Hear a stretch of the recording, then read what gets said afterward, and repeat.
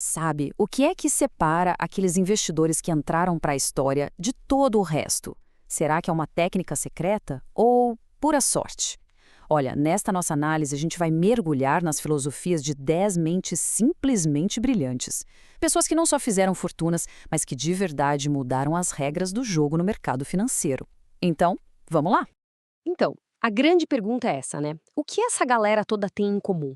Pensa bem, de Warren Buffett a George Soros, passando por gigantes aqui do Brasil como Luiz Stuhlberger, será que tem alguma coisa, algum padrão que liga todos eles? A resposta, olha, talvez não seja bem o que a gente imagina. É que o ponto-chave é justamente este. Não existe uma fórmula mágica, não é um segredo guardado a 7 chaves. O que todas essas personalidades têm em comum é uma filosofia de investimento. Uma filosofia mesmo, sabe? Bem definida, que está na raiz de tudo. É uma mentalidade que guia cada decisão, não importa se o mercado está em crise ou em plena euforia. Bom, o nosso caminho hoje vai ser o seguinte. Primeiro, vamos entender o que faz uma lenda. Depois, a gente mergulha em 3 grandes escolas de pensamento: a do valor, a dos pensadores de sistemas e a dos mestres oportunistas. E no final, a ideia é entender qual delas talvez faça mais sentido para cada perfil. Então, vamos começar pela base, a fundação de muitos dos maiores nomes que existem. A escola do valor. Aqui a gente está falando dos visionários de longo prazo. São aqueles investidores que pensam em décadas, não em dias, e que procuram aquele valor escondido, fundamental, que o mercado muitas vezes deixa passar batido. A ideia por trás do Value Investing, na verdade, é muito simples, até elegante. É basicamente a disciplina de achar bons negócios, empresas sólidas e comprar uma parte delas com um belo desconto. Pensa assim, ó, é como comprar uma coisa que vale R$ 100, mas pagando só 60. Esses R$ 40 de diferença, essa é a famosa margem de segurança. É o que protege de um erro de cálculo ou daquela volatilidade maluca do mercado. E essa história toda começa com um cara, Benjamin Graham. Ele é o pai do Value Investing. Foi ele que literalmente escreveu a Bíblia sobre o assunto e conseguiu transformar o que era quase especulação em uma disciplina séria. E o aluno mais famoso dele, claro, foi Warren Buffett, que pegou essa lição, aplicou uma escala que ninguém imaginava e transformou uma empresinha têxtil na gigante que é a Berkshire Hathaway. Só que a filosofia não ficou parada no tempo, ela foi evoluindo. O Charlie Munger, que era o grande parceiro do Buffett, deu uma refinada nela. Ele dizia que, na verdade, é bem melhor comprar uma empresa fantástica por um preço justo do que uma empresa mais ou menos por um preço fantástico. E aqui no Brasil, o Luiz Barsi deu o toque dele, adaptando a estratégia para focar em empresas que pagam bons dividendos, criando o que ele chama de carteira previdenciária. E para a gente ver o poder do Value Investing na prática em um cenário extremo, não tem caso melhor que o do Michael Burry. Pensa só. Um médico que virou investidor usou os mesmíssimos princípios do Graham para analisar o mercado de hipotecas lá nos Estados Unidos e ele viu uma coisa que ninguém mais estava vendo. Ele simplesmente apostou contra o sistema inteiro e conseguiu um dos maiores lucros de toda a história financeira. E essa frase do Burry aqui resume tudo perfeitamente. Mesmo no meio de uma das operações mais complexas que o mercado já viu, o princípio que guiou ele foi o mais básico de todos, aquele que o Graham ensinou décadas atrás, a tal da margem de segurança. Simples assim. Agora, vamos virar a chave completamente. Se o pessoal do valor é tipo um detetive que investiga empresa por empresa, os pensadores de sistemas são mais como arquitetos. Eles olham para o mercado inteiro como se fosse uma grande máquina, um grande sistema. O foco aqui, então, sai da empresa individual e vai para o cenário completo, para o sistema macroeconômico. A ideia central é conseguir mapear como coisas tipo dívida, juros e produtividade acabam criando ciclos que sempre se repetem.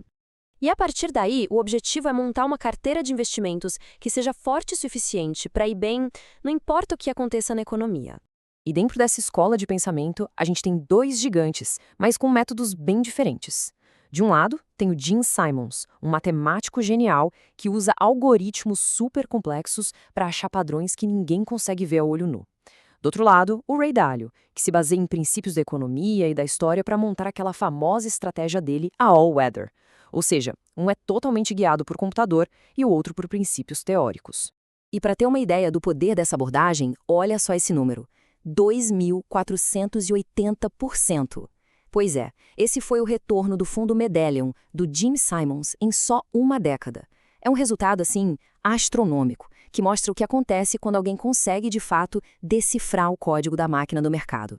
E, finalmente, a gente chega no nosso terceiro e último grupo, os mestres oportunistas. Esses aqui não estão necessariamente buscando valor no longo prazo, nem decifrando sistemas complexos, não. A praia deles é outra. Eles vivem da volatilidade, dos grandes acontecimentos e das viradas de ciclo do mercado. A essência do oportunismo é isso, é saber a hora de agir e agir com força durante as grandes viradas. É entender aqueles ciclos de medo e de euforia e fazer apostas corajosas exatamente quando todo mundo está ou apavorado ou ganancioso demais. Basicamente é saber a hora de ir contra a manada. E aqui a gente tem nomes de peso. Pensa no George Soros, famoso por quebrar o Banco da Inglaterra com suas apostas em moedas. Ou o Howard Marks, que tem como lema comprar quando tem sangue nas ruas. E claro, o Luiz Stuhlberger, uma verdadeira lenda aqui no Brasil, pela sua maestria em navegar na nossa instabilidade. O que todos eles têm em comum?